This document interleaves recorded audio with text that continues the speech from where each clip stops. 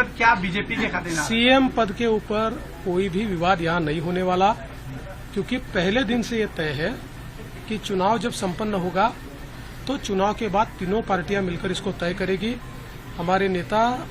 आदरणीय home minister साहब ने प्रेस कॉन्फ्रेंस में ये बहुत स्पष्ट शब्दों में बताया है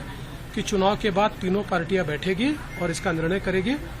अभी मैं ऐसा मानता हूं कि हमारे एकनाथ शिंदे जी उनके पार्टी के अध्यक्ष है, अजित पवार जी उनके पार्टी के अध्यक्ष है और साथ में हमारे पार्टी के जो राष्ट्रीय अध्यक्ष है उनको पर क्या बीजेपी के खाते ना सीएम पद के ऊपर कोई भी विवाद यहाँ नहीं होने वाला, क्योंकि पहले दिन से ये तय है कि चुनाव जब संपन्न होगा तो चुनाव के बाद तीनों पार्टियां मिलकर इसको तय करेगी। हमारे नेता आदरणीय होम मिनिस्टर साहब ने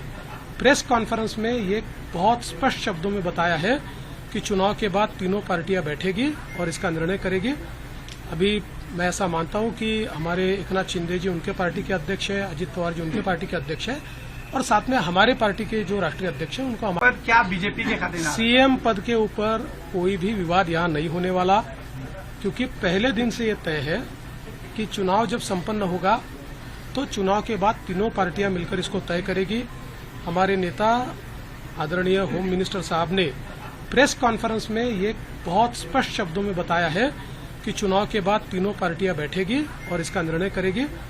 अभी मैं ऐसा मानता हूं कि हमारे एकनाथ शिंदे जी उनके पार्टी के अध्यक्ष है, अजित पवार जी उनके पार्टी के अध्यक्ष है